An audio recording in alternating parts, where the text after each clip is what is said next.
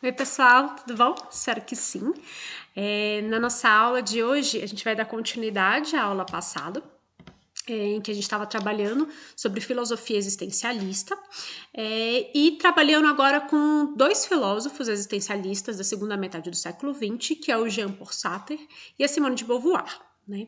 A proposta da aula de hoje é a gente tentar casar o conteúdo de filosofia, né, essa temática da filosofia existencialista, com o conteúdo de história, né, essa compreensão do que é o século XX e dos principais acontecimentos que envolvem esse século, né?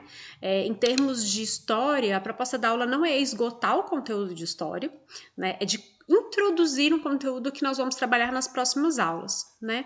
E de tentar estabelecer aí as conexões entre essa corrente filosófica e os acontecimentos a níveis mundiais aí desse contexto, né? Para a gente começar, a gente precisa retomar, né? Então a gente precisa conversar um pouco sobre a aula passada. A aula passada eu disponibilizei um vídeo que trabalhava com três dos principais filósofos existencialistas, né? O Kierkegaard, o Nietzsche e o próprio Sartre, né? Que apareceu no finalzinho do vídeo. Esses três filósofos, cada qual à sua maneira, eles se inserem, né? Cada qual à sua maneira se insere dentro dessa filosofia existencialista. E o que caracteriza essa filosofia, né? Essa corrente filosófica? Ela é caracterizada por um olhar ao homem diferente dos olhares que já eram colocados pelos filósofos desde a antiguidade, né? Então, o homem sempre foi uma preocupação da filosofia e a filosofia existencialista ela traz outras preocupações, né? Nesse caso, o homem se torna o centro da atenção, a existência humana se torna o centro das atenções desses filósofos, né? E o ser humano ganha destaque na medida em que é o único ser que tem consciência da sua existência. Né? Então, como é a vida, como é a existência desse ser consciente de sua própria existência? Quais são os dilemas pelo qual ele passa? Quais são os principais conflitos? Né? O que rege essa existência? Né? São os questionamentos que surgem nessa corrente filosófica. Cada filósofo vai tentar a sua maneira pensar sobre isso, né? E no caso do Sartre e da Simone de Beauvoir, a gente tem o que a gente chama de existencialismo ateu. O Nietzsche também está dentro dessa corrente ateia, né? Então, eles passam a pensar a existência humana a parte de Deus, né? De pensar o homem pelo homem, né? Criticam, inclusive, a dependência, né? De se pensar o homem a partir dessa relação com Deus, que é uma proposta diferente do que outros filósofos já fizeram, né? Que é de pensar essa conexão direta do homem com a fé, do homem com a religião, o papel dessa religião, o papel dessa fé dentro da vida humana e etc. Né? Nietzsche, o Sartre e a Simone de Beauvoir, então, eles trilham um outro caminho, né? De pensar o homem nessa separabilidade, assim, né? Sem pensar a questão de sua relação com a fé, com a religião ou com a existência de um Deus, né? Bom, para a gente começar a pensar especificamente sobre esses dois filósofos, eu vou começar com uma questão histórica, né? E ao longo da aula vocês vão entender as relações entre essas questões históricas e a corrente filosófica, né? Em 1945, a gente teve o fim da Segunda Guerra Mundial. Uma das medidas tomadas no final da guerra foi a instauração de um tribunal, o Tribunal de Nuremberg. Ele foi feito especificamente para se julgar os crimes de guerra cometidos pelos nazistas, né? Então, vários crimes de guerra foram cometidos, né, tanto na Primeira quanto na Segunda Guerra Mundial, mas esse tribunal em específico julgava os crimes cometidos pelos nazistas. Apesar de muitos não dominarem o assunto, né, eu acredito que todos vocês se lembrem, ou já, né, tem algo vago na memória, né, de que o nazismo, ele aí é um sistema instaurado no século XX na Alemanha, e dentre os vários crimes de guerra, um deles acometeu-se sobre o povo judeu, né? Judeus, ciganos, negros, homossexuais, né? Os judeus acabaram ficando mais conhecidos pelo número, né, com que foram perseguidos e mortos, né? Com a criação dos campos de concentração e uma série de medidas em cima dessas populações, né, que levou ao verdadeiro genocídio. Né?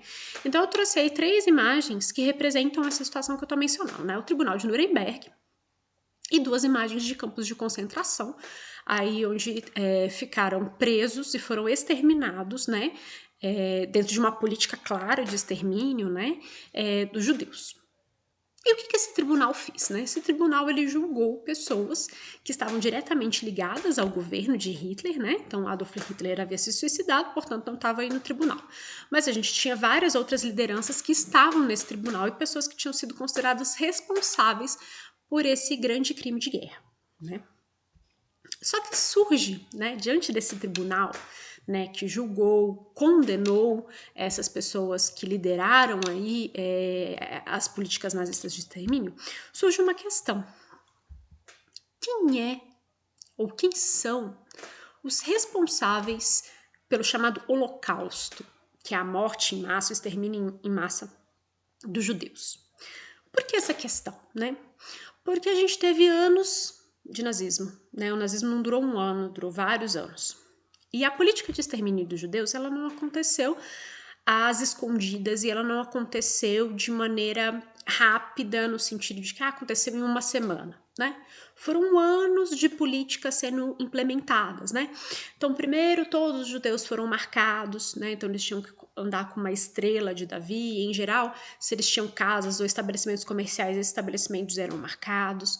Depois passou-se a uma sistemática de segregação social, que foi feito por meio de leis, né? Então, os judeus eram proibidos de casar com não-judeus, né? No caso, os arianos, né? Que era a população alemã. Depois eles foram proibidos de morar nos mesmos espaços, então eles foram segregados em guetos, até que, por fim, eles foram encaminhados aos campos de concentração e, a partir dali, foram exterminados. Então, foram anos de política, né, sendo implementadas, política em termos legais mesmo, sendo implementadas, e essa implementação, ela exigiu uma mobilização, né? Então, assim, a gente teve líderes que pensaram essas leis, mas, na prática, quem executou foram outras pessoas, né? Então, a população alemã executou tanto políticas de segregação quanto políticas de extermínio, né? Foi preciso muitas pessoas envolvidas para que esse genocídio de fato acontecesse, né? Não foram poucas pessoas. E o julgamento de Nuremberg, ele leva a esse questionamento, né? Quem executou o genocídio? Quem foi responsável pelo genocídio? Apenas as lideranças? Ou a própria população alemã, ela foi responsável em alguma medida por aqueles acontecimentos, né? Essa questão não é uma questão minha, né? Essa questão ela foi colocada ao longo da história, inclusive muitos soldados alemães chegaram a responder, não, eu só estava cumprindo ordens, né? E essa frase de estou cumprindo ordens nos leva ao questionamento, né? O indivíduo, ele tem responsabilidade plena sobre os seus atos, né? Todos nós enquanto indivíduos, ou não. Ou algumas ações a gente apenas segue ordens e a gente não tem responsabilidade por aquilo, né? O grande caso do genocídio, né, dos judeus leva a gente a refletir sobre a questão da responsabilidade, né, do indivíduo e dessa autonomia, né, diante das coisas que são realizadas, né? E este é o ponto de partida para a filosofia existencialista de Sartre e de Simone de Beauvoir, de se pensar qual é a responsabilidade do ser humano diante da sua vida, né? Os fatos do século XX impactam, assim, diretamente o pensamento existencialista. Então, para isso, eu vou contextualizar esse século, né? E vou trazer alguns elementos dele para que a gente consiga depois trabalhar com mais tranquilidade as questões que vão ser colocadas por esses dois filósofos existencialistas, né? Então, o Holocausto, como eu mencionei anteriormente, ele é um dos pontos da Segunda Guerra Mundial. Ele está inserido dentro do contexto da Segunda Guerra Mundial.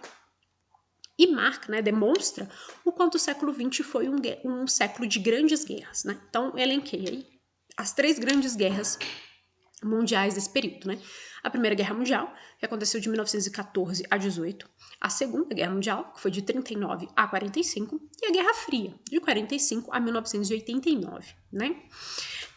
Essas 3 guerras, elas marcam tanto o século XX que tem um historiador bem famoso chamado Eric Hobsbawm, que vai dizer que o século XX foi um curto século XX, foi um século bem curtinho, que na verdade ele não começa em 1901, né? Segundo Eric Hobsbawm, o século XX só começa em 1914 com a Primeira Guerra Mundial. É a partir daquele ano que as formas de pensar, de atuar e as relações políticas e econômicas se transformam completamente.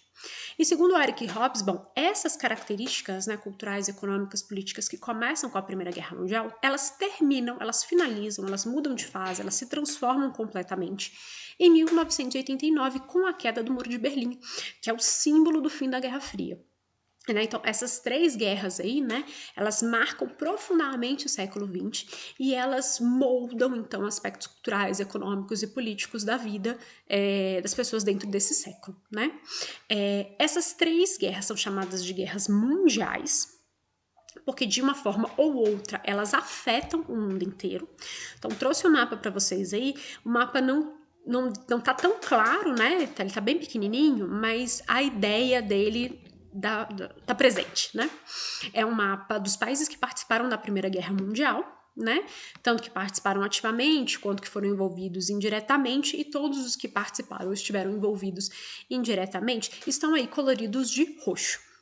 Então, a gente tem a maior parte do mundo, seja roxo completo, seja aqueles que estão tracejados de roxo, estão mais lilás claro, né? A ideia de que todos esses países que têm alguma coloração roxa são países que participaram ativamente ou estiveram, de alguma forma, associados, né? Os países em laranja também, desculpem.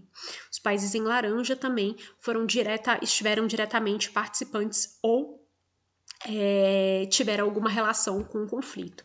E como acontece isso, né? Tanto a Primeira quanto a Segunda Guerra Mundial são guerras europeias, né? Então elas acontecem entre países que estão na Europa. Mas na medida em que esses conflitos se intensificam, outros países são afetados por diversos motivos. O primeiro dele pelas relações coloniais, né? Então, na Primeira Guerra Mundial, por exemplo, muitos países europeus tinham colônias na África.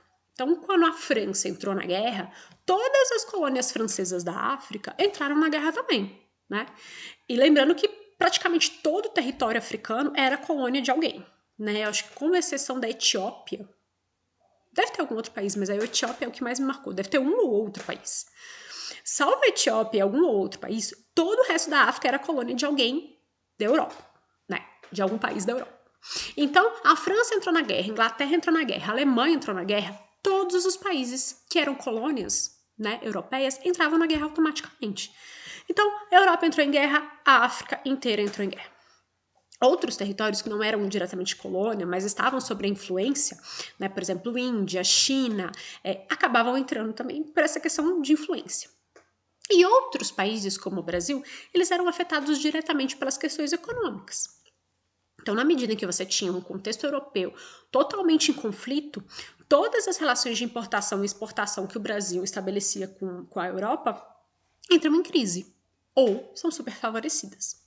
Então, de alguma forma ou de outra, os países do mundo foram afetados pelos conflitos mundiais, né? Enquanto ocorriam e após a sua ocorrência, né? Vou dar um exemplo. Com a Primeira Guerra Mundial, muitos homens são enviados para o campo de batalha.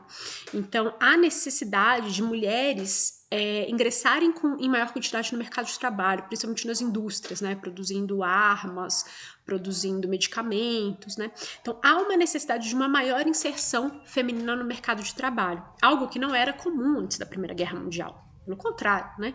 Havia toda uma série de restrições às mulheres à entrada no mercado de trabalho. Essas restrições, é claro, variam para mulheres da classe média e brancas. Mulheres pobres e negras sempre trabalharam, sempre estavam aí no mercado de trabalho, né? Mas havia uma série de imposições dessas mulheres brancas e da classe média, que muitas só podiam trabalhar, em alguns países só podiam trabalhar com a autorização do marido ou do homem, da família. E com a Primeira Guerra Mundial, os países, né, as grandes potências, começam a ter essa necessidade de mulheres trabalhando. As mulheres precisam estar na fábrica, porque os homens estão na guerra, né? Essa mudança, né, no mercado de trabalho, ela gera consequências no mundo inteiro. Então, a partir daquele momento que mulheres dos Estados Unidos, de classe média, estão dentro das fábricas, não tem como mais mulheres no Brasil serem impedidas de trabalhar dentro desse universo fabril, né? Então, acontece algo em algum país, principalmente grandes potências desenvolvidos, e isso se reflete em outros, em termos sociais e culturais, tanto durante a guerra quanto pós, né? Então, são guerras mundiais. A Primeira e a Segunda Guerra Mundial são conflitos bélicos, né? Então, conflitos armados, acontecem principalmente no território europeu, né? Tem algumas afetam outros espaços, né? No caso da Segunda Guerra Mundial, a gente tem conflitos no Havaí, conflitos no Japão, né? Na região do Pacífico. Então, mas são conflitos bélicos, diretos, né? A chamada Guerra Fria, ele é um conflito bélico também, mas é um conflito que é um contexto de guerra em que você não tem um conflito bélico direto entre os países envolvidos, né? A Guerra Fria ela é caracterizada pelo conflito entre Estados Unidos e União Soviética, que é a Rússia e as repúblicas que se unem a ela depois que ela se torna socialista, mas não há um conflito bélico direto entre essas duas potências, né? O que acontece é que elas se aproveitam de conflitos em outros locais e vão até esses locais e disputam aí de forma indireta, tá? Mas, em geral, são conflitos aí armados e bélicos que acontecem, preciso olhar, de 1914 a 89, você tem conflitos acontecendo, né? Então, é um século das grandes guerras. Eu vou passar pelas duas primeiras guerras para vocês entenderem alguns aspectos que aconteceram e também como que esses acontecimentos afetaram diretamente a filosofia existencialista, né? Tanto Simone de Beauvoir quanto o Sartre, eles estavam na Europa, né? Então viveram na França e viveram esses contextos de guerra, muito mais a Segunda Guerra Mundial do que a Primeira, mas eu vou apresentar aspectos da Primeira, que vocês vão entender que a Segunda Guerra Mundial nada mais é do que uma continuidade da Primeira. E a Primeira nada mais é do que um acirramento dos conflitos imperialistas que estavam acontecendo no contexto. Então, tipo, uma vai puxando a outra, né? Uma vai degringolando na outra. Então, o que é a Primeira Guerra Mundial? Como começou, né? Então, só para lembrar novamente que o que tem aqui vai ser uma pincelada sobre as guerras, uma introdução para vocês se sitiarem o que está acontecendo nesse século XX louco aí, mas que esse conteúdo vai ser abordado com mais profundidade mais para frente, né? Então, a Primeira Guerra Mundial, ela é um conflito europeu, né? Inicia-se, inclusive, num conflito regional. Então, até coloquei aí na primeira coluninha, que está bem aqui em cima de mim, assim, ó. Né? É um conflito que se inicia regionalmente na região dos Balcãs, né? A partir de um conflito étnico ali, e esse conflito étnico regional, ele se expande a partir de um sistema de alianças, né? Então a gente vai ter grupos regionais entrando em conflito, sérvios e os bósnios entrando em conflito ali, e na medida em que eles vão estabelecendo alianças com outros países, uma guerra regional se transforma em uma guerra europeia e a partir do sistema colonial essa guerra europeia se torna uma guerra mundial, né? Esses conflitos iniciais aí são conflitos ligados ao nacionalismo, então grupos étnicos, países, né, que estão disputando entre si para ter uma autonomia nacional, para se constituírem enquanto Estados-nação, né? E é uma guerra que está diretamente relacionada aos imperialismos, à divisão da África, né? A África, então, foi dividida, a gente já falou sobre isso, sobre imperialismo, que a África ela foi dividida entre os países europeus durante muito tempo. Alguns países pegaram uma parcela gorda, outros países não. Por exemplo, a Alemanha. A Alemanha quase não pegou território colonial na África. E isso vai ser um elemento para impulsionar o conflito da Primeira Guerra Mundial, né, que é dentre, né, de outros países que estão envolvidos aí, a Alemanha e a Áustria são os primeiros a declarar guerra e a se envolver no conflito, né? Então, a Primeira Guerra Mundial está ligada aí, conflitos regionais que se tornam mundiais e as ideias de nacionalismo e de imperialismo, né? O que transforma um conflito pequeno em maior é sempre o sistema de alianças. Um país vai se aliando ao outro até que você se torna aquilo algo monumental, né? A Primeira Guerra Mundial, ela foi uma guerra lenta. Apesar de ela ter durado 4 anos, ela foi uma guerra bem lenta. Então, assim, eu acho que ela durou 4 anos porque ela foi guerra lenta, né? Foi uma guerra de trincheiras. Então, eu trouxe uma imagem, não sei se dá pra vocês verem muito bem, mas a trincheira é uma vala gigantesca. O que mais tem é filme de Primeira Guerra Mundial, né, gente? Então, assim, é bem isso mesmo. São grandes valas, com as pessoas dentro. E por que isso acontecia? Porque, apesar de terem muitas armas, né? Então, os europeus conseguiram acumular ao longo de um bom tempo, muitas armas. Essas armas, elas ainda não tinham desenvolvimento tecnológico como a gente tem hoje. Então a guerra ela era lenta, né? Então, por exemplo, um tanque de guerra para poder atravessar um território e chegar ao outro, ele demorava muito tempo. porque a gente não tinha tanques de guerra rápidos e ágeis, né? A gente não tem desenvolvimento de jatos, a gente não tem uma série de armamentos que hoje a gente tem e não tinha. Então era uma guerra lenta, uma guerra morosa, né? Inclusive, há historiadores que dizem que morreu mais gente por causa das condições da guerra, das condições insalubres da trincheira, sempre suja, cheia de corpos, etc., do que pelo conflito em si, né? Então foi uma guerra bem morosa, bem difícil aí, né? E essa guerra tem seu final, então, em 1918, e o que finaliza, dá um cheque, ponto final a esse conflito é o chamado Tratado de Versalhes. O Tratado de Versalhes ele impõe uma série de cláusulas ao principal responsável pela guerra, que é considerada a Alemanha. A Alemanha perde direito de ter exércitos, ela tem que pagar uma série de indenizações, ela recebe um monte de restrições econômicas, políticas e a nível militar mesmo, né? Então, o Tratado de Versalhes ele foi feito pela França, pela Inglaterra, com o dedinho dos Estados Unidos, com sanções diretamente até a Alemanha, né?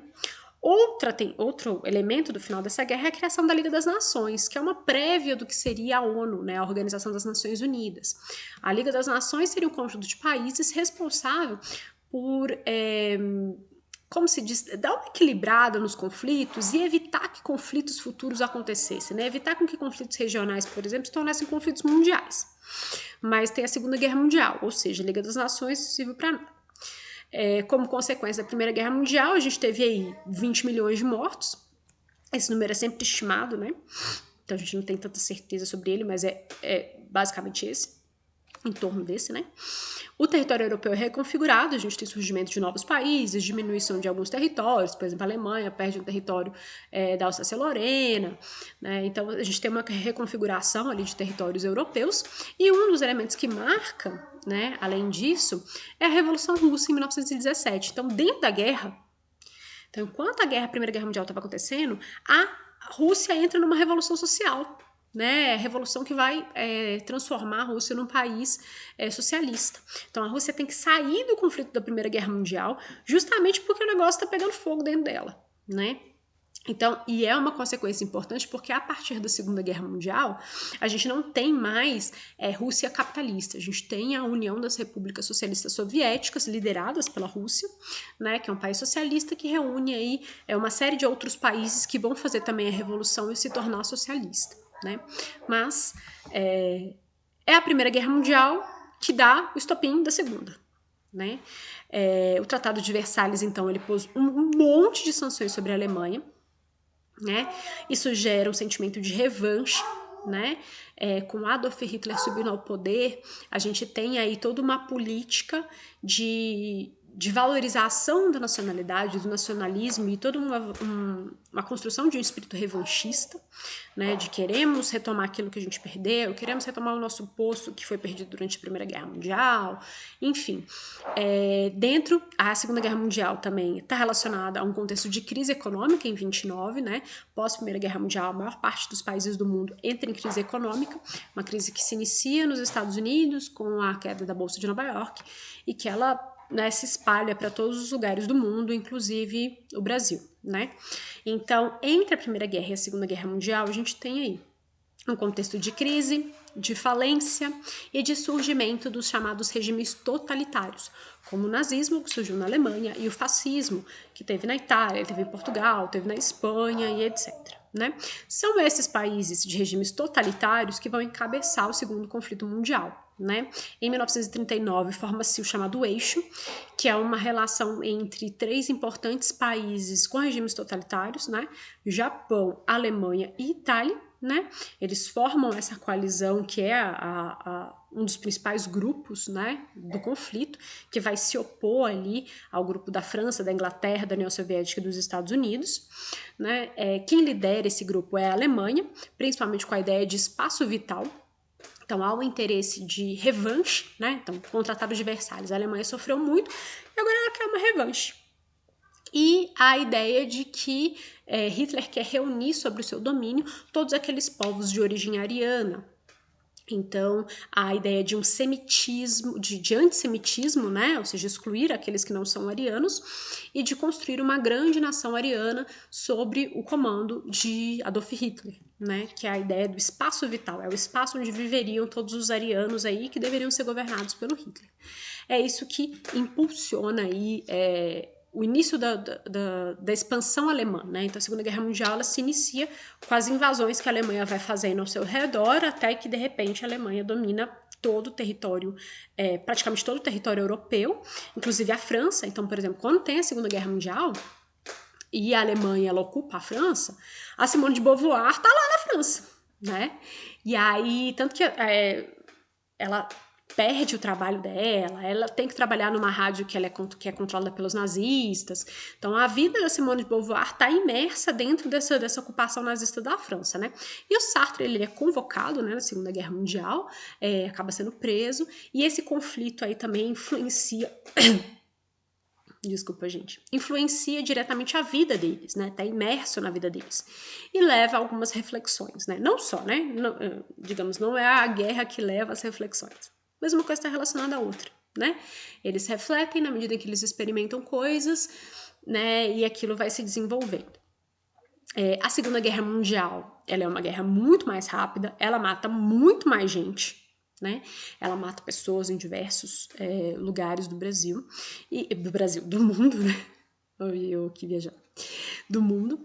E o fim dela é uma nova dinâmica de poder, né? Que a Europa deixa de ser o centro da dinâmica de poder, né? Então você tem Estados Unidos e União Soviética, aí sendo novas lideranças, né? O nível de destruição foi incomparável à Primeira Guerra Mundial, desenvolvimento tecnológico assim absurdo, né? Guerras muito mais rápidas. Eu trouxe o nome aí, né? A Blitzkrieg é uma guerra extremamente rápida, com tanques de guerra rápido, que conta com aviões nas suas frentes de batalha. Então, assim, tudo muito mais rápido devido ao desenvolvimento tecnológico, né? Então, níveis de destruição incomparável. E diante da Segunda Guerra Mundial, a gente tem aí a galera se reunindo e falando, olha, a Liga das Nações não deu certo, vamos criar uma outra organização para tentar evitar conflitos mundiais? E é aí que surge a ONU, com essa tentativa de evitar novos conflitos a nível mundial. Mas a Segunda Guerra Mundial, então, deixou aí lugares devastados, né? Então, eu trouxe essa primeira imagem que está bem em cima de mim aqui, que é uma imagem da cidade de Guernica. Na verdade, esse bombardeamento na Guernica, ela é, digamos assim, um precedente da guerra, né? A Guerra Civil Espanhola foi uma guerra entre grupos da democracia e grupos fascistas dentro do território espanhol. Não é ainda a Segunda Guerra Mundial, mas já mostra, já dá indícios do conflito que vai se desenvolver ao longo dos anos, né? Então essa é uma imagem do bombardeio de Guernica, da cidade de Guernica, né? Aqui mais, eu aqui pensando os lados, né? Ao lado aqui, né? Depois de Guernica, a outra que tá do ladinho aí, é um bombardeio na base de Pearl Harbor, no Havaí, que revela um conflito entre Estados Unidos e Japão. Os Estados Unidos dominava, né? Tem o Havaí, né? O Havaí dos Estados Unidos. E aí o Japão bombardeia, e essa é uma imagem. E aí a imagem, tipo, fechou, né? Segunda Guerra Mundial, são as bombas atômicas que caem em Hiroshima e Nagasaki. Então mostra aí o nível de destruição que a Segunda Guerra vai provocar, né? Mas o interessante dessas três imagens, por isso que elas estão aí, é que elas não têm pessoas, tá? Então quando você digita lá, tipo, Segunda Guerra Mundial, aparece um monte de imagem de destruição e muitas delas não aparecem pessoas, né? Isso é um aspecto bem curioso, porque isso tende a desumanizar a guerra, né? No final das contas, o que essas imagens me trazem enquanto questionamento, né? Onde estão as pessoas? Né? Onde estão as pessoas que foram afetadas? Quem são as pessoas envolvidas? Né? Porque por trás de uma bomba atômica, você tem tanto as pessoas que foram afetadas pela bomba atômica, que sofreram na pele, sofreram nas vidas, essa bomba que caiu, essas bombas, né? Foram duas que caíram, quanto você tem as pessoas que estão mais ainda por trás, que são as pessoas que planejaram jogar essa bomba lá, né? Então essas imagens, elas trazem um silenciamento importante, né? Quem são as pessoas por trás desses acontecimentos de guerra? E um senhorzinho, ser humaninho muito legal, chamado Picasso, traz as pessoas à tona, né? Então, enquanto a gente tem a imagem de Guernica lá, com tudo devastado, os prédios meio assim, o Picasso, ele decide retratar quem está por ali, que são as pessoas, né? Então, ele traz aí partes de pessoas, justamente para mostrar essa questão dos corpos dilacerados pela destruição da guerra, mas é um quadro muito representativo do sofrimento, né, que os espanhóis foram, né, infligidos durante a Guerra Civil Espanhola, né? Então você tem ali mais no cantinho as pessoas gritando, as imagens bem contorcidas dos rostos, né? Então mostrando esse dilaceramento do ser humano diante desse acontecimento, né? Então, esses acontecimentos do século XX, eles atingem pessoas. São pessoas que são mortas, são pessoas que ficam com sequelas, são pessoas que têm as suas vidas transformadas pela guerra, seja por morte, seja por violência, ou mesmo por consequências, né? Imagina uma família em que as pessoas adultas que sustentam a casa, elas morrem no conflito, né? Como que ficam as crianças, né? Então, assim, a gente tem uma série de elementos aí desses conflitos que afetam diretamente a vida das pessoas, né? A violência se fazendo presente, as mortes se fazendo presente, né? E, enfim, dentro da vida de muitas pessoas.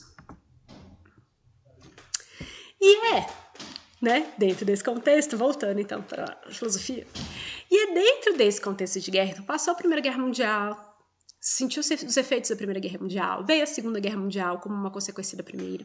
É dentro desse contexto que esses dois seres humaninhos aí, né, o Jean-Paul Sartre e a Simone de Beauvoir, que são um casal, né, tem um relacionamento mesmo amoroso, é que eles vão tecer as suas considerações filosóficas e vão propor aí esse existencialismo ateu, né. O Jean-Paul Sartre, ele propõe diretamente, ele traz aspectos bem claros sobre o que é o existencialismo, o que é o existencialismo ateu, ele explica, né. A Simone de Beauvoir, ela é existencialista, mas não necessariamente ela define essa corrente filosófica, né, não tem um livro dela explicando o que é o existencialismo. Mas ela é existencialista, né? E é dentro desses acontecimentos aí, né, a partir, não dentro, né, só dentro, mas é a partir desses acontecimentos que a gente consegue entender um pouco melhor como que esses filósofos, eles começam a pensar sobre a existência humana, né? Afinal de contas, você tem guerra, você tem violência, você tem destruição, e quem é responsável por isso? Quem é que faz isso? Quem é que tá atuando ali? São os homens. São os homens. Mas existem várias formas de se explicar essa atuação humana. A gente poderia, por exemplo, explicar que todas essas guerras mundiais aconteceram por causa da natureza do homem. Principalmente do homem enquanto masculino, né? A gente pode dizer nessa natureza do ser humano. O ser humano, então, ele é violento por natureza, ele é cruel, a gente poderia dizer que o homem, pensando no sexo masculino, ele tem essa brutalidade dentro de si, ele é um ser mais bruto, ele precisa dar vazão a isso. A gente poderia muito bem dar essa explicação, que é uma explicação de natureza humana. Então, por que aconteceram essas violências? Por que as pessoas foram mortas? Bom, a gente poderia explicar que a natureza do homem é assim. Né? Por isso, de épocas em épocas, há isso mais para dar vazão e tal, e dar uma equilibrada no mundo. Mas essa não é uma explicação que o Sartre nem a Simone de Beauvoir aceitariam, né? Para eles, não existe natureza humana, né? Então, quando eles vão pensar em o ser humano, eles estão pensando nisso. Não existe uma natureza que define o ser humano, né? Segundo eles, então Sartre vai dizer assim, a existência precede a essência. Qual que é essa ideia? Diante dos acontecimentos, então, ali do século XX, eles estão pensando o seguinte, então, o ser humano está atuando, mas não há uma essência que rege tudo que o ser humano vai fazer. Não há uma essência humana que todos têm. Algo precedente, algo como se eu nascesse tendo essa essência. Né? Para Sartre e para Simone de Beauvoir, o que acontece é o seguinte, o ser humano nasce, ele existe, ele toma consciência da sua existência, então ok, beleza, eu existo. E é a partir daí que ele constrói a sua essência. Então não há uma natureza em termos de ser inato. Há uma essência que é construída ao longo da vida de um indivíduo. Então como que a gente vai saber qual que é a essência de um indivíduo? Como que eu sei qual que é a minha essência? Eu não sei. Não morri ainda. Segundo Sartre, a gente só saberia o que é Tipo, ó, a Amanda, ela é a essência da Amanda, essa daqui. A gente só saberia isso lá no final da minha vida. Porque no final, porque ao longo da minha existência, eu estou criando e recriando o que é a Amanda. Só o final dela, então só quando a pessoa morre é que você poderia olhar para trás e falar assim, ó, a Amanda foi assim, assim, assado, a essência dela é essa. Né? Mas antes disso não tem como saber. Não há ideia de uma natureza, né? Então o homem para existencialismo, né, seria indefinível. Você não sabe, quando a pessoa nasce, você não sabe o que ela é. Ao longo da sua vida, você não sabe o que ela é. Ela está em processo de definição. Ela só será aquilo que ela se tornar ao longo da vida, né? E esse homem, né, que está em constante construção, ou seja, que está construindo essa essência, ele está fadado à improvisação. Eu gosto disso. Porque a ideia de que a gente, como se a gente fosse atores que estamos dentro de um palco. Só que a gente não tem roteiro. E aí a gente também não tem aqueles pontinhos no ouvido que fica falando o que a pessoa tem que falar. Então a gente tá lá no palco e a gente tem que, tipo, se virar uns 30, entendeu? Né? Como diria Faustão. Eu sei que isso é bem antiquado. Mas quem sabe faz ao vivo, entendeu? Então você tá lá no palco, tá, que rolar, rolou. Não rolou, não rolou. Então o homem está fadado à improvisação. A gente no dia a dia vai surgindo as situações, e a gente vai se adaptando e a gente vai fazendo. Não tem, segundo o existencialismo de Sartre e de Beauvoir, um sentido prévio. Não tem uma coisa do tipo assim, ó, o sentido da vida é esse que você vai alcançar e almejar, você vai seguindo os passos e vai chegando nele. Também não tem a ideia de um destino, não, a Amanda vai ter que passar por aquilo ali, vai ter que seguir aquele caminho. Não. Na filosofia existencialista, o homem ele vai atuando conforme as situações, e na medida que ele vai atuando, o mundo vai se transformando, aquilo vai afetando ele, e ele tem que ali, ó, tipo, improvisar. Vamos fazendo o que dá pra fazer na medida do que for rolando, né? E não há esse sentido da vida como algo prévio. Assim como não há essência do homem, não há essência humana por trás, ó, não há um sentido humano, né? Então, pensando em, por exemplo, filosofia medieval, né, em que há um sentido da vida. O sentido da vida está relacionado a uma realização espiritual, ou no caso, por exemplo, dos pobres, estava realizado ao trabalho, né? Então o servo tinha que trabalhar, aquilo é o sentido da vida dele, para que outros conseguissem a salvação. Né? Então, há um sentido da vida dentro de uma filosofia medieval. Dentro da filosofia existencialista, não há esse sentido prévio. Significa que, por exemplo, a Sartre não tivesse sentido a vida fosse um negócio assim, sem sentido, não tem, sabe, essa ideia de que não existe nada. Existe. Só que quem constrói o sentido da vida é o próprio ser humano. Então eu, na medida que vou atuando, eu vou me construindo enquanto Amanda e eu vou dando sentido à minha vida. Eu mesma vou dizendo o que eu quero para minha vida, o que eu acho que é positivo, o que eu acho que é negativo. Então, tanto a essência do ser humano quanto o sentido da vida vão sendo construídos na medida em que o ser humano, ele improvisa, ele atua sobre o mundo. E o que traz de novo dentro desse pensamento, né? É uma nova concepção do conceito de liberdade. Então, desde a Grécia Antiga, a liberdade é um tema aí que vem sendo tratado, né? A questão do homem ser livre. Quando a gente chega no iluminismo, então, a galera, assim... O tema da liberdade é um tema em xeque, né? É uma grande pauta de discussão aí, porque o homem tem que ser livre para tomar suas decisões políticas, ele tem que ser livre para poder atuar socialmente. Então, o tema da liberdade é muito caro a partir do iluminismo, né? Dentro da filosofia moderna, isso é muito caro. Né? Essa valorização da liberdade enquanto aspecto que todo homem tem que ter, né? Enquanto um atributo positivo. Mas para Sartre, não. Para Sartre, todo homem é livre, todo homem é livre. Só que isso é uma maldição. O homem está condenado a ser livre. O homem, então, ele existe, ele tá aí nesse palco, sem ponto, sem roteiro, e ele precisa tomar escolha, ele precisa escolher o caminho que ele vai. É ele que escolhe. Não tem um Deus que vai dizer aqui, ó, seu caminho é esse, você tem que trilhar esse caminho, né? Ou você vai trilhar esse caminho. Não tem algo fora experiência, fora vida, né? O ser humano, ele escolhe o tempo inteiro. O tempo inteiro ele tem que escolher a vida dele, né? Então, isso é uma maldição, porque não há não escolha. Não existe isso. né? E então a gente vai falar um pouco sobre isso. Não existe essa ideia de não escolher, né? Então eu acordo, eu vou escolher se eu vou querer sair da cama ou se eu não vou querer. Se eu escolhi sair da cama, eu vou escolher se eu vou tirar o pijama ou não.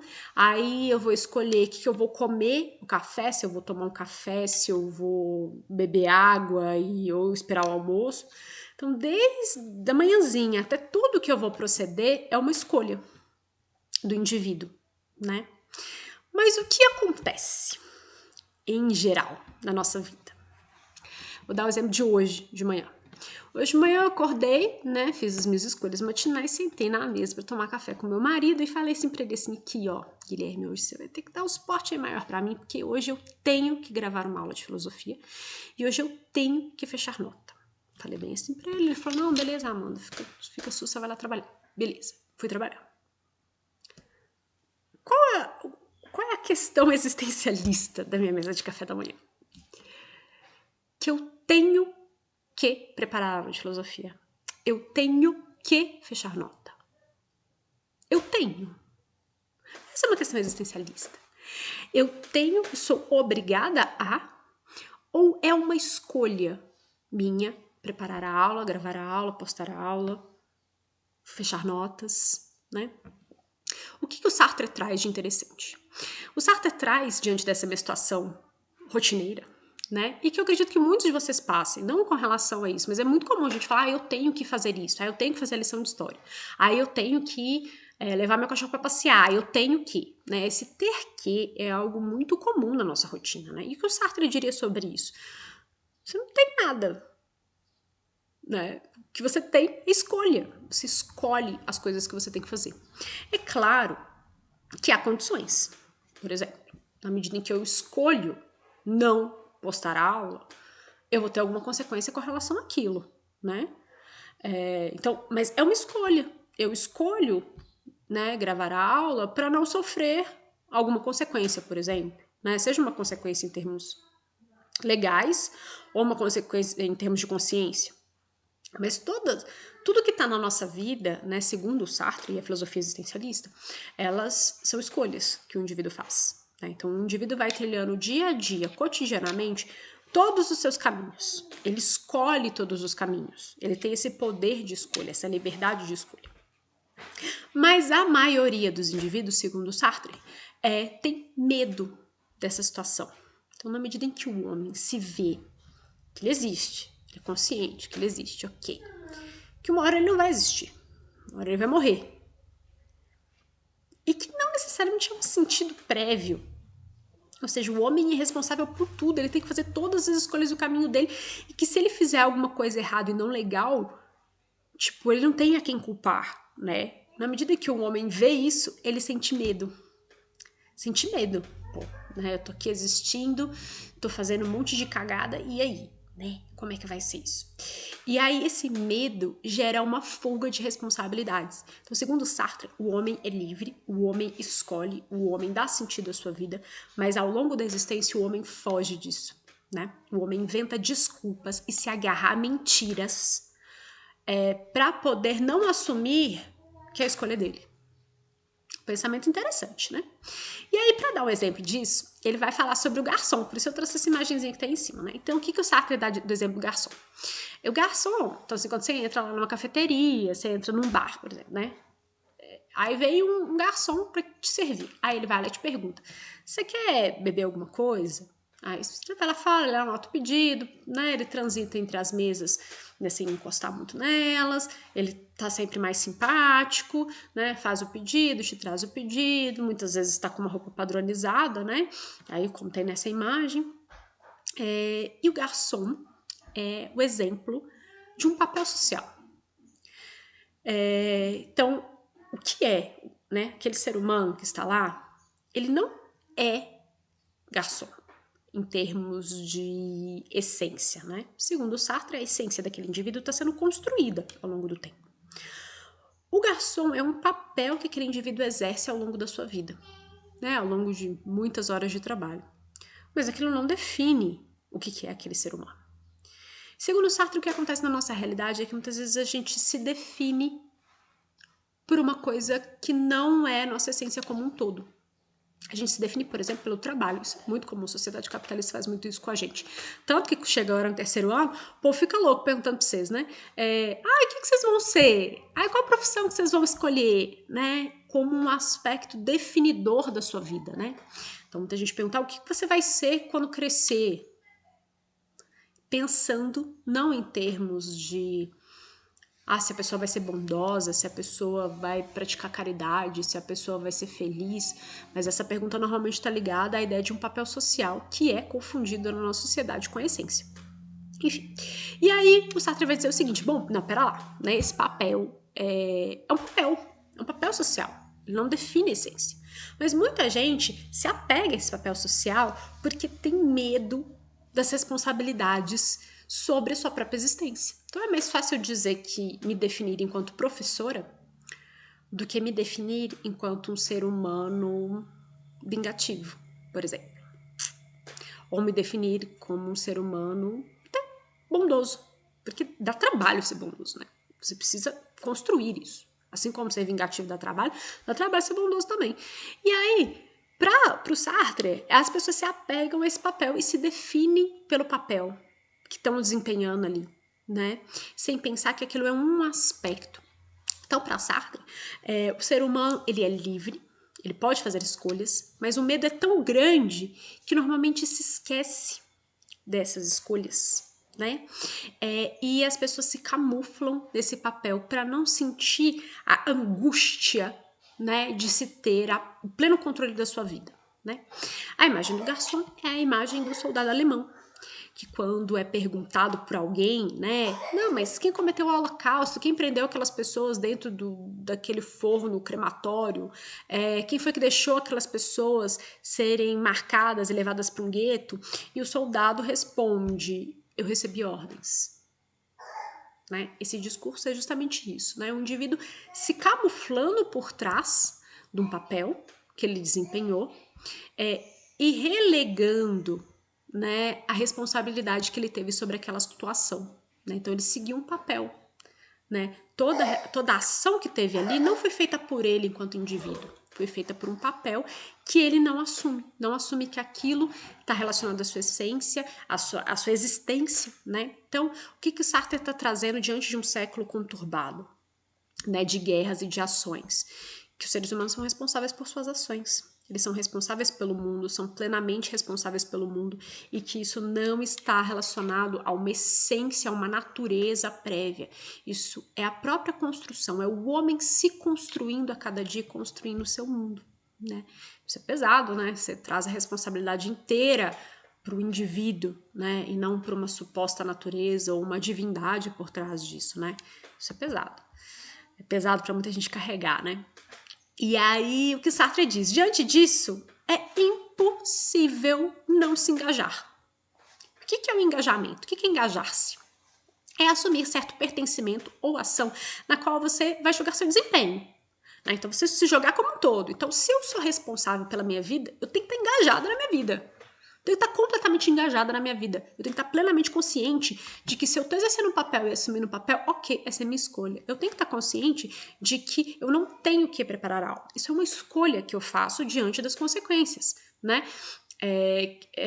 Que quando eu troco de roupa e não dou aula de pijama, que isso é um engajamento. Estou engajada na minha vida e estou consciente disso, né? E o Sartre vai dizer que a gente está sempre engajado com alguma coisa, com algum posicionamento, com alguma forma de viver, né? A gente está sempre engajado, né, com isso. Só que as pessoas, elas tendem a camuflar. Então, elas tendem a fingir, a se apoiar numa mentira para não se engajar. E eu não estou falando só de engajamento político, não. Isso é um tema importante, mas não só disso, mas de se engajar com seus próprios atos. A ideia de que tudo que você faz na sua vida está relacionado a algo que você escolheu fazer, né? Que você pegou as rédeas e falou, não, isso é uma escolha. Claro que isso é um pensamento existencialista, há controvérsias aí, né? Mas diante do pensamento existencialista é isso. E aí eu trouxe uma frase aí do Picasso, né? Lembrando, retomando lá o quadro do Guernica, que o Picasso diz assim, cada pessoa possui a mesma quantidade de energia, mas a maioria das pessoas despende-a de 1000 formas diferentes, né? Enquanto eu canalizo para uma única direção, a pintura. Então, o que o Picasso está falando aí? Eu sou engajado com a pintura. E eu faço pintura porque eu escolhi fazer pintura, porque eu quero pegar toda a minha energia e jogar nisso aqui, né? E o Sartre vai dizer que não existe, que assim, não que não existe, mas que os seres humanos são engajados.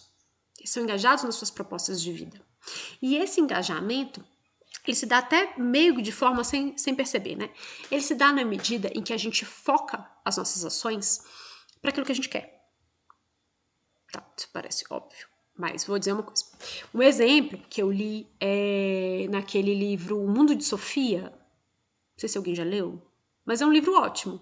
É um livro de literatura que fala sobre a história da filosofia. É ótimo, super gostosinho de ler, vale a pena. Eu li ele quando eu estava na adolescência também. Hoje só falando coisas, revelando o meu estágio velho, né? Beleza. Voltando. Concentra amado. Voltando então, um exemplo que eu li nesse livro que eu achei bem interessante, que é a questão do olhar. Nem sei mais se foi nesse livro agora que eu li. Mas enfim, o livro é bom. Mas eu vou dar um exemplo.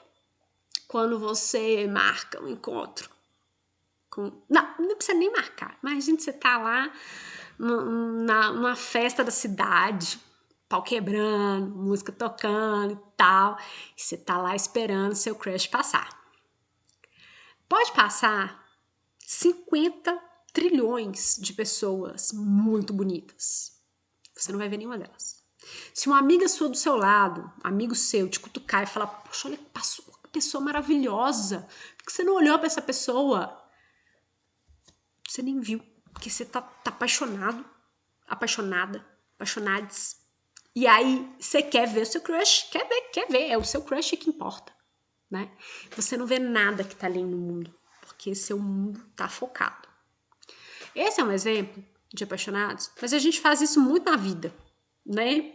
Eu li isso em outro lugar e eu vi que se encaixa muito na realidade. Então fiquei grávida, né? Fiquei grávida. Vocês me viram aí barriguda e tal, andando pelo mundo, né? Acontece que na época eu fiquei grávida, gente, eu nunca vi tanta grávida na minha vida. Eu olhava pra todos os lados, eu via grávida em todos os lugares. Todos os lugares, eu nunca tinha visto tanta grávida assim. Grávidas, tipo, pulavam, brotavam no universo. Mas brotou grávida, surgiu mais grávida porque eu fiquei grávida? Não, as grávidas estavam ali. Mas o meu mundo, a minha experiência de vida mudou. E aí eu comecei a focar nisso. Então, todo lugar que eu via, eu tinha esse foco, né? E esse foco faz parte do engajamento que o Sartre está falando. Nós temos engajamento nas coisas da nossa vida, que está ligado aos nossos pontos de vista, que está ligado à nossa experiência. A nossa experiência aí, ela é limitada, né? Então, eu, enquanto grávida, tinha experiência limitada pela gravidez, ficava vendo grávida em tudo. O ser humaninho apaixonado vai no rodeio e só quer ver o crush, não vê nenhuma outra pessoa bonita passando por ali. Enfim, então, segundo o Sartre, nós somos engajados em algo. Temos esse objetivo, onde a gente coloca toda a nossa energia, seja no crush, seja na gravidez, seja nos estudos, e todo ser humano é engajado de alguma forma, né? Não existe neutralidade, segundo o Sartre. E, passando para uma outra questão aí, se Sartre, então, trazia a maior parte desses questionamentos, né? A Simone de Beauvoir, ela falava sobre o existencialismo, mas ela utilizou essa corrente filosófica para pensar sobre papéis sexuais, né? Então, no livro, em 1949, ela escreve O Segundo Sexo, né? Tanto que já deu muito bafafá esse livro da Simone de Beauvoir, caiu em questão de Enem, deu muito bafafá, deu muita controvérsia aí. Mas esse texto, ele é muito, muito importante para a gente pensar essa situação de homens e mulheres dentro de um contexto específico, que era a década de 50, 60, né? Na década de 60, o texto da Beauvoir se torna um ícone aí do movimento feminista e ele demonstra uma situação, um contexto histórico real, né? Então, pós-guerra, as mulheres entraram no mercado de trabalho, há uma nova situação acontecendo aí, então trouxe uma imagem aí, né, que foi feita, né, mais recente, uma imagem da década de 50, que é a mulher dentro de casa, responsável pelos serviços domésticos, enquanto o homem está num ambiente externo, né? E aí a frase até diz, cuidado mulher, não deixa suas crianças para fora, ou seja, a criança não é responsabilidade do homem que está lá fora, é responsabilidade da mulher que está aqui dentro. E aí uma releitura mudando isso aí, uma releitura atual. Mas a gente está falando então de um contexto de Simone de Beauvoir em que a gente tem esses papéis de homem e mulher muito delimitados em defesa, né, são defendidos por muitos setores da sociedade, né? Hoje nada de novo no front, é isso aí. E aí a Simone de Beauvoir, ela vai pensar isso. E aí uma das frases marcantes aí, né, da Simone de Beauvoir é que ninguém nasce mulher, torna-se mulher. Então, também presente no vídeo que eu postei na aula passada. Qual que é a ideia? É a ideia de que não há uma essência da mulher, não há uma natureza feminina que diz, né? Não que não existe uma natureza feminina, então vamos por partes, né? A Simone de Beauvoir não nega que o meu corpo biológico é diferente, né? Que esse corpo que se concebe enquanto mulher, que um corpo biológico é diferente de outro corpo biológico. Ela não nega isso, existe corpos diferentes, né? Mas, segundo ela, não há uma natureza que diz que determinados papéis sociais são desempenhados por uma mulher e determinados papéis sociais são naturalmente desempenhados pelos homens. O que a Simone de Beauvoir está trazendo? Não há uma essência que justifique a inferioridade social feminina. Não há uma essência, né? Por isso que ela é existencialista. Né? E qual é a crítica que a Simone de Beauvoir vai fazer nesse texto? Né? A mulher é sempre colocada como segundo sexo. Né? Ela sempre, ao longo da história, ela é considerada como inferior. Né? Tanto em termos da biologia, então durante muito tempo, por exemplo, não havia nomes para os órgãos sexuais femininos. Né? Então, por exemplo, no século XIX, todos os órgãos femininos, todos, eles eram definidos como o oposto do masculino. Então, você tinha tudo invertido, né? Ou era para considerado, era o mesmo nome que se dava para um órgão sexual masculino, se dava para um órgão feminino, só que sempre acompanhado com a palavra inferior, para dentro, pouco desenvolvido, né? Então sempre vinha acompanhado com isso, era sempre considerado, não era um órgão com nome, não se chamava óvulo, né? Tinha sempre algo que era considerado, o órgão era o órgão masculino e o feminino era sempre inferior, oposto, introjetado, pouco desenvolvido, né? Então havia essa justificativa de que por isso a mulher era inferior. Havia uma justificativa psicanalítica de que a mulher ela tinha um complexo feminino que fazia com que ela não conseguisse executar uma série de tarefas no mundo. E havia também aquele que se focava apenas em aspectos econômicos, né, como o materialismo, que dizia que a mulher não conseguia desempenhar determinadas funções porque ela não tinha um suporte econômico. A questão da estrutura prendia ela.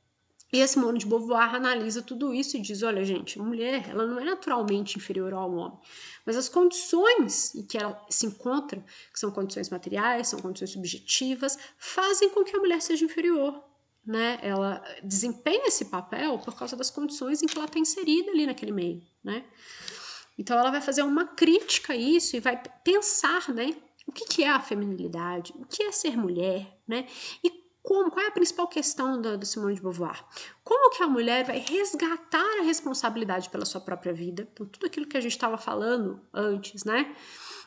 Como que a mulher, de fato, ela vai ser consciente da sua liberdade, ela vai tomar as suas escolhas conscientemente, ela vai conseguir engajar-se na sua vida dentro desse contexto que a aprisiona e a sempre coloca como inferior e submissa ao homem.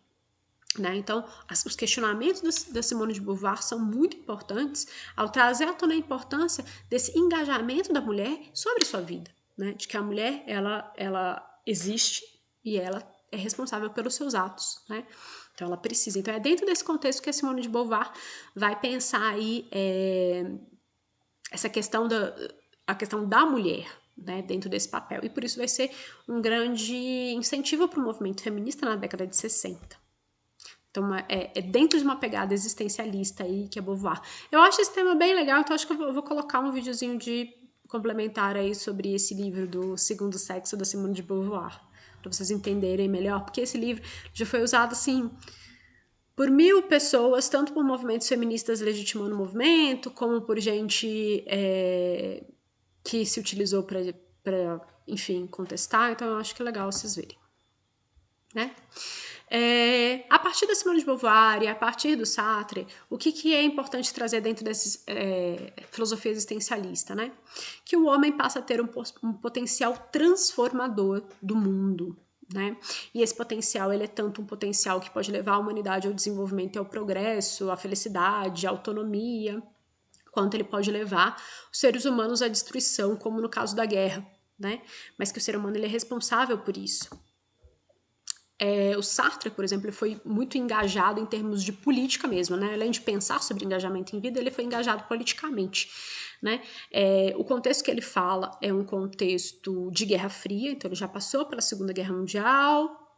Quando ele começa a escrever mais intensamente, ele já está no contexto da Guerra Fria, e ele faz uma crítica tanto ao imperialismo americano quanto à ditadura comunista. Então, faz uma crítica tanto aos Estados Unidos quanto uma crítica à ditadura comunista.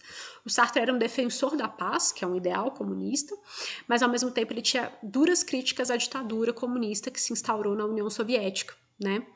E o Sartre, ele fazia grandes questionamentos sobre política e ética, né? Então ele achava que os seres humanos tinham que se engajar, tanto na vida quanto politicamente, mas que moral e política eram questões muito complicadas. Então, numa peça de teatro que ele escreveu, chamado As Mãos Sujas, ele vai tratar sobre a questão de que a moral não dá conta da política, que muitas ações políticas, elas não correspondem a preceitos morais prévios, né? Que não tem como se julgar a política por essas questões morais prévios, né? E que dentro das ações políticas, você é o que você fez. Então, o político, ele vai se construir na medida das suas ações e não a partir de uma moral prévia, né? O Sartre traz algumas questões bem importantes em termos políticos, que é a importância de se pensar eticamente em questões chaves, grandes questões chaves, né? Ele fala que muitas vezes se questiona a política em questões de fácil resolução, né? Mas que a política envolve questões muito complexas. Por exemplo, questão ética ia ser colocada. Então a gente teve a bomba de Hiroshima, caiu lá no Japão, matou um monte de gente e tal, mas entre bomba de Hiroshima e entre uma invasão terrestre ao Japão, que os Estados Unidos poderia provocar, que poderia matar várias pessoas ali no caminho, invadir várias cidades, causar uma destruição em muitas outras cidades. Que opção política tomar, né? Como definir, né? Então precisa ser, né, um político quer atingir o Japão. Como atingir o Japão? Como dizer ao Japão, acabou a guerra, acabou, quem manda que sou eu. Como fazer esse ponto final, né? Então tem essa questão ética. Ou a bomba de Hiroshima ou a invasão terrestre ao Japão. Optou-se aí pela bomba de Hiroshima. Mas aí Sartre coloca a importância de se engajar politicamente, de se sempre ter em mente, né, de que a moral não dá conta da política e que questões éticas muito grandes estão por trás das ações políticas. Em termos de engajamento, a gente vê aí também a Beauvoir, né, tem uma imagem dela aí bem acima de mim, né, participando ativamente do movimento feminista. O engajamento em termos políticos da Simone de Beauvoir é interessante, porque no Segundo Sexo, ela mesma, né, no livro, né, ela vai dizer que as ações individuais das mulheres não dão conta de libertar a mulher dessa situação de inferioridade em que ela se encontra, né? Que é necessário um movimento coletivo de derrubada das estruturas, né? E é por isso que ela é muito utilizada pelo movimento feminista até hoje, né? E achei bem interessante essa imagem, que é uma imagem atual, que eu trouxe aí, de uma passeata feminista também, que você tem uma menina, né? Escrita atrás, né? Liberdade é o meu futuro. E traz algumas reflexões aí pra gente, né? Como